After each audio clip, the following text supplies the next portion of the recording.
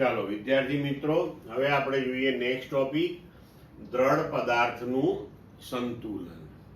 જો કોઈ દ્રઢ પદાર્થ માટે રેખીય વેગમાન અને કોણીય વેગમાન અચળ હોય તો તેવા કિસ્સામાં તે પદાર્થ જે છે એને રેખીય પ્રવેગ કે કોણીય પ્રવેગ હોતો નથી, તો દ્રઢ પદાર્થ એ યાંત્રિક સંતુલનમાં છે તેમ કહેવાય.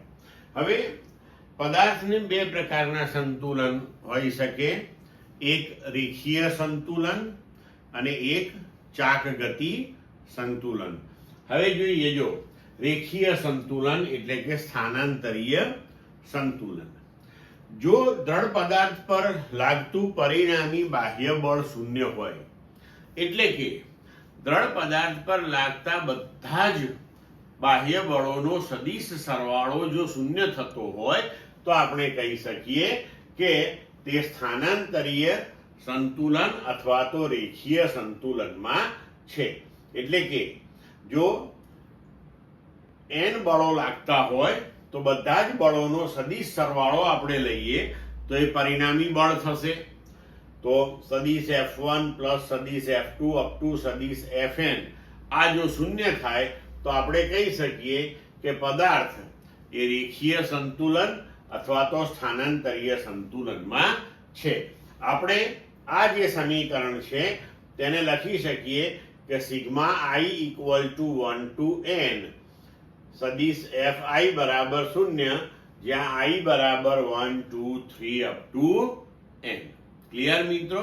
હવે જુઓ કે જો બધા જ બળોનો સદિશ સરવાળો શૂન્ય થતો હોય તો બધા જ બળોના x ઘટકોનો સરવાળો પણ શૂન્ય થાય, y ઘટકોનો સરવાળો પણ શૂન્ય થાય અને z ઘટકોનો સરવાળો પણ શૂન્ય થાય. બરોબર છે? અને આપણે કહી શકીએ કે પદાર્થના સ્થાનાંતરીય સંતુલન અથવા તો રેખીય સંતુલન માટેની આ આવશ્યક શરત છે. બરોબર? હવે દ્રઢ પદાર્થ પર લાગતું કુલ બળ શૂન્ય હોય તો આપણે જાણીએ છીએ કે બળ F બરાબર dp બાય dt. બરોબર? તો dp બાય dt એટલે રેખીય વેગમાનનું સમયની સાપેક્ષનું વિકલન. બરોબર? તો F બરાબર dp બાય dt બરાબર 0 હોય તો આપણે કહી શકીએ કે જો કુલ બળ શૂન્ય હોય તો તેનું રેખીય વેગમાન અચળ રહે, મતલબ કે રેખીય વેગમાન સમયની સાથે બદલાતું નથી. બરોબર?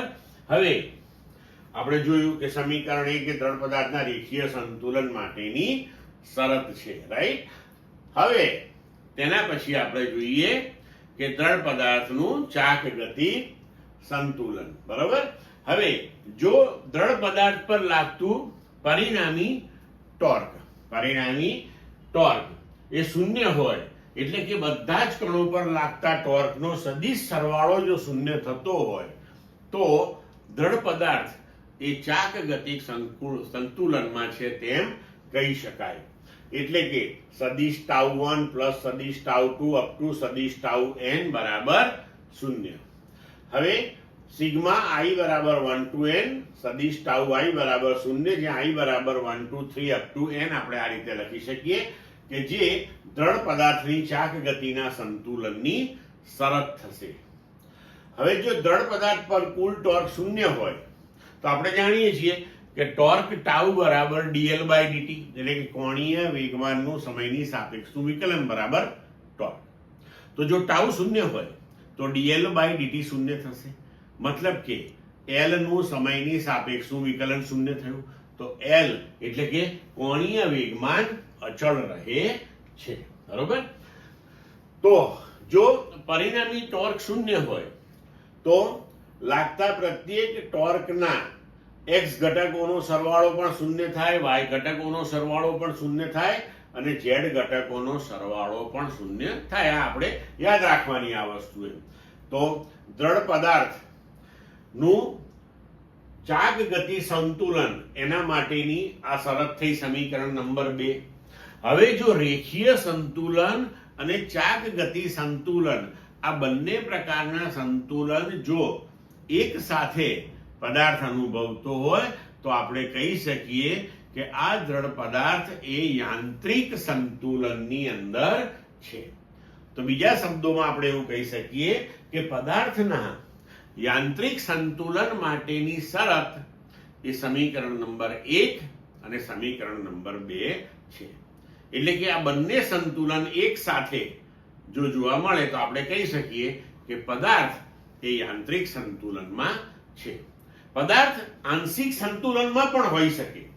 આંશિક સંતુલનમાં હોઈ શકે એનો મતલબ એ થયો કે સ્થાનાંતરીય સંતુલન હોય પણ ચાક ગતિ સંતુલન ન હોય, અથવા તો ચાક ગતિ સંતુલન હોય અને સ્થાનાંતરીય સંતુલન ન હોય.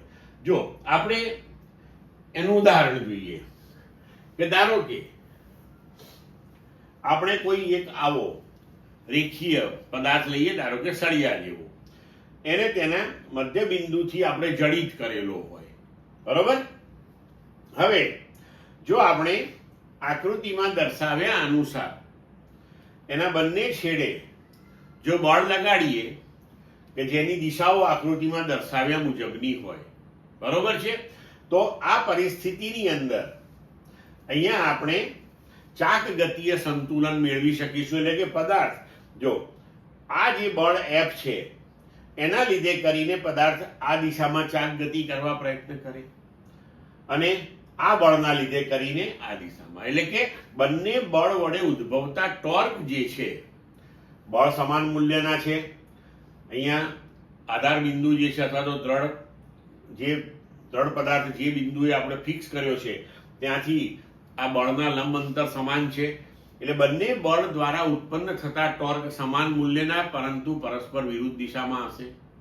એટલે આ ચાક ગતિ કરી શકે નહીં. પણ ધારો કે અહીંયા જો આપણે એને ફિક્સ ન કર્યો હોય તો એ આ બંને સમાન બળોની અસર હેઠળ કંઈક પરિણામી બળના લીધે આમ નીચેની દિશામાં ગતિ કરી શકે, બરોબર છે. એટલે ચાક ગતિ સંતુલન થયું, અહીંયા ચાક ગતિ કરી શકતો નથી. પણ જો અહીંયા ફિક્સ ન કરીએ આપણે તો એ સ્થાનાંતરિત ગતિ કરી શકે, બરોબર. હવે જો એવી જ રીતે આપણે વિચારીએ તો સ્થાનાંતરીય સંતુલન, તો અહીંયા જો આપણે પદાર્થને આ C પાસે ફિક્સ કરેલો હોય અને આ બે બળો જો પરસ્પર વિરુદ્ધ દિશામાં આ રીતે લગાડીએ તો પદાર્થ ચાક ગતિ કરે, પણ હવે અહીંયા ફિક્સ કરેલો છે આપણે, એટલે સ્થાનાંતરિત ગતિ એની શક્ય બનશે નહીં. અને આ બંને બળો પરસ્પર વિરુદ્ધ દિશામાં છે, સમાન મૂલ્યના છે, એટલે પરિણામી બળ પણ શૂન્ય થશે. એટલે તમે ફિક્સ ન કરો તો પણ એ સ્થાનાંતરિત ગતિ ન કરી શકે, પણ અહીંયા જ આ મધ્ય બિંદુને અનુલક્ષીને એ ચાક ગતિ કરી શકે. ક્લિયર? તો આવી રીતના આંશિક સંતુલન પણ હોઈ શકે છે.